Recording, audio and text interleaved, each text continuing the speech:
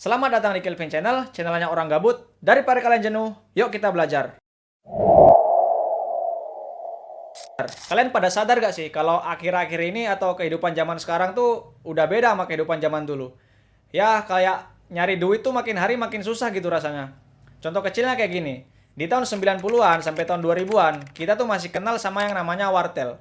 Dulu orang-orang kalau pengen nelpon, itu pasti ya datangnya ke wartel. Ya mau gimana lagi, alat komunikasi kayak telepon, HP, laptop, apalagi internet, itu masih susah dan gak semua juga orang yang punya kan. Jadi mau gak mau kita ya pasti nelponnya ke wartel. Dan dulu pengusaha wartel tuh banyak banget, berjamuran di mana-mana. Tapi semenjak maraknya produsen HP, terutama di era smartphone kayak gini, orang-orang tuh udah ninggalin wartel. Dan wartel sekarang tuh udah pada bangkrut, udah pada berguguran. Ya intinya udah nggak kelihatan lagi lah. Ya mungkin masih ada sih di beberapa daerah, tapi itu pun nggak tahu ya di daerah mana. Ini masih kemungkinan. Nah dulu di tahun 2000-an itu juga sempat rame yang namanya tempat rental PS atau tempat sewa PS ya. Dulu bocil-bocil kalau pengen main game itu pasti larinya ya ke tempat rental PS. Apalagi hari Minggu tuh, rame banget tuh di hari Minggu. Tapi semenjak munculnya game-game HP atau game PC, bocil-bocil nih udah kayak jarang gitu yang mau ke tempat rental PS. Nah ini tuh juga mengakibatkan pengusaha-pengusaha rental PS itu pada berguguran atau pada bangkrut gitu. Ya mungkin masih ada sih sampai sekarang, tapi nggak sebanyak dulu kan. Sekarang ini kalau kalian scroll di sosmed, itu kebanyakan notifikasi yang muncul tuh bukan lowongan kerja, tapi kebanyakan ya PHK. Entah dari perusahaan yang memang bangkrut atau perusahaan yang pengen efisiensi ke artificial intelligence atau AI. Karena AI ini tuh dinilai kerjanya lebih cepat, terus lebih murah, dan nggak perlu waktu cuti ya, nggak perlu hari cuti. Ya tentunya lebih efisien lah. Nah, buat kalian yang masih kerja kantoran, mungkin sekarang kalian bakalan mulai gelisah atau mulai was-was ya, melihat keadaan kayak gini yang makin hari tuh makin gak ada kepastian gitu. Ya bisa-bisa besok-besok kalian yang di PHK. Tapi ya semoga aja enggak, semoga aja kerjanya tetap lancar, tetap berjalan seperti biasanya ya. Belum lagi yang punya bisnis online atau yang jualan di marketplace. Kalian juga mungkin udah mulai pada sadar kalau akhir-akhir ini tuh algoritma marketplace tuh makin hari makin nggak menentu gitu, makin berubah. Ya entah dari biaya iklan yang makin mahal atau potongan platformnya yang makin mencekik gitu kan.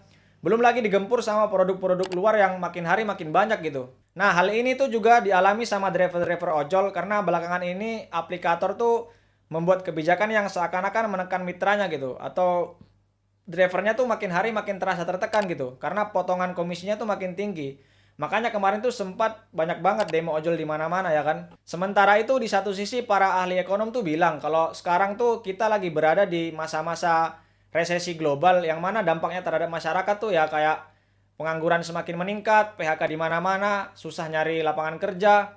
Apalagi gaji kita yang segitu-segitu aja kan, nggak pernah naik. Ya sekalipun naik sedikit doang kan. Banyak dari kalian yang mungkin udah ngelihat konten-konten yang membahas hal-hal kayak gini ya. Mungkin dari krisis energi atau resesi ekonomi global sampai isu-isu yang mengatakan bahwa pekerjaan kita tuh bakalan diganti sama AI. Jadi kenapa sih banyak yang bilang kalau 2030 itu gelap lah, 2030 tuh badai finansial lah, atau 2030 tuh kita harus siap-siap lah. Oke, jadi mari kita lihat fenomena yang terjadi di depan mata. Jadi kalau kita lihat realitanya, terutama di Indonesia ya, itu orang-orang sekarang tuh udah mulai sadar kalau kehidupan zaman sekarang tuh udah berbeda sama kehidupan zaman dulu. Jadi kita nih sebenarnya udah masuk di masa transisi. Sebagian orang juga bilang tuh kalau sekarang tuh kita berada di masa krisis sistemik. Mulai dari perkembangan teknologi, terutamanya AI yang awalnya kita lihat keren nih. Sekarang nih udah mulai terlihat menyeramkan. Ya karena gimana ya? AI sekarang tuh udah mampu membuat video yang seakan-akan tuh terlihat nyata. Yang mana tuh kita susah banget buat bedain yang mana video buatan AI dan yang mana video buatan asli gitu. Susah banget. Nah, coba kalian lihat video ini. Yuk beli seblak, kita ada topping dengan rasa from AI. Sate ayam ada, sate kambing ada, sate prom juga ada bang. Mau beli ketoprak, sate Madura, atau mau prom Gemini AI. Mau beli seblak ungkep? Yuk kita buat di prom. Oke, jadi video tadi tuh video yang dihasilkan sama AI. Yang mana videonya tuh aslinya nggak ada, tapi kayak nyata kan. Coba kalian bayangin kalau video-video itu tuh dijadiin alat atau dijadiin media untuk menyebarkan hoax, fitnah, atau propaganda untuk menjatuhkan seseorang. Kan kayak bahaya banget gitu loh. Belum lagi AI sekarang tuh udah bisa nulis artikel, chatbot tuh udah bisa ngobrol kayak manusia, udah bisa bikin musik, bahkan udah bisa ngantar barang, udah bisa jadi sopir, udah bisa jadi perawat. Bahkan ada hotel yang resepsionisnya tuh robot gitu. Ya kalau dipikir di satu sisi emang ini kelihatannya bagus ya, karena banyak pekerjaan yang berat itu bisa digantikan sama teknologi gitu. Tapi di sisi lain kalau kita pikir bagaimana nasib-nasib pekerjaan seperti sopir, driver, kurir, resepsionis, pelayan toko, dan jutaan profesi lain yang bisa digantikan sama AI gitu.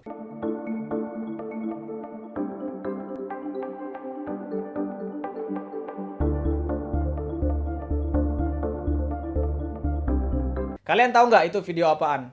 Nah, video yang barusan kalian lihat itu adalah salinan dari video World Economic Forum.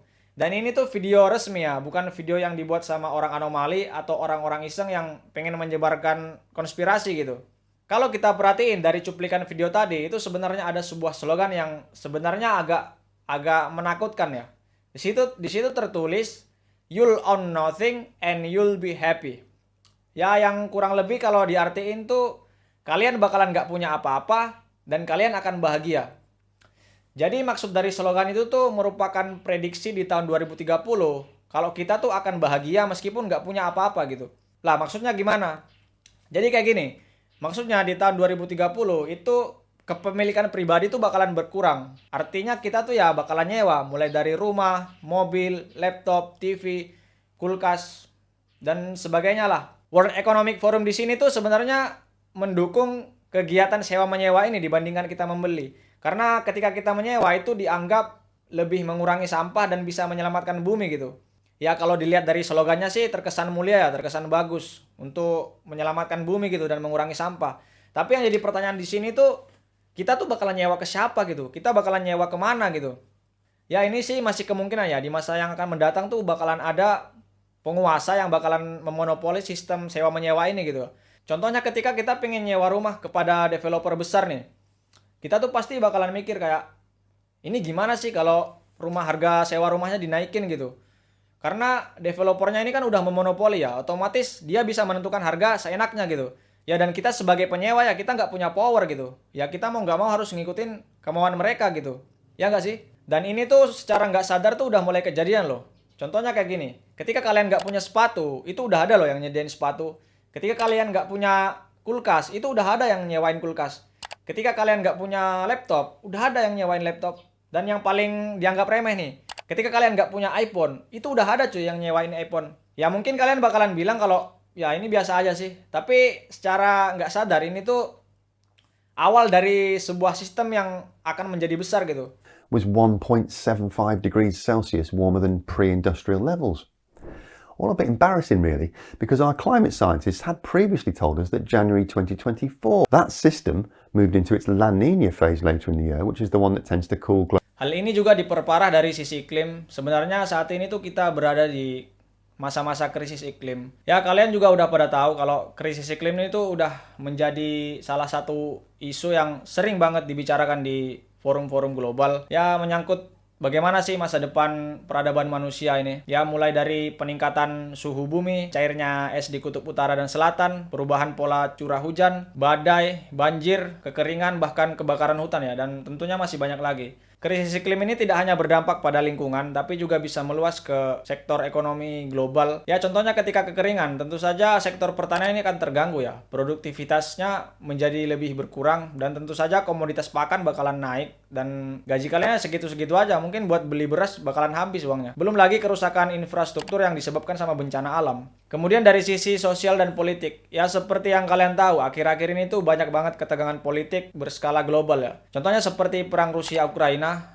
perang dagang Amerika dan Cina, dan ketegangan politik antara Cina dan Taiwan, dan yang terbaru ini ada Israel sama Eropa. Jika ketegangan ini terus berlangsung atau bahkan meluas, tentu saja ini dampaknya akan sangat buruk, baik dari segi sosial, politik, maupun ekonomi atau lingkungan ya. Karena kalau ketegangan ini terus berlangsung, tentu saja rantai pasok antar negara itu akan terhambat. Ya ekspor-impor itu bakalan jadi terhalang. Apalagi kalau ini tuh sampai menimbulkan perang yang tentu saja tuh bisa merusak lingkungan. Bahkan di 2030 nanti tuh kita mungkin bakalan perang ya, tapi perangnya bukan perang senjata, tapi perang teknologi. Seperti yang kalian tahu, belakangan ini Cina sama Amerika tuh lagi bersaing dalam hal teknologi ya. Ya, mereka saling bersaing siapa yang memiliki teknologi terbaik, siapa yang memiliki chipset tercepat, dan siapa yang memiliki AI tercanggih. Bahkan dampaknya ini udah mulai kerasa dengan Amerika yang mengeluarkan kebijakan-kebijakan baru gitu. Oke, jadi dari banyaknya skenario-skenario buruk yang mungkin terjadi di tahun 2030, terus solusinya gimana dong? Ya, sebenarnya perubahan-perubahan tersebut tidak bisa kita hindari karena namanya zaman ya pasti akan terus berubah.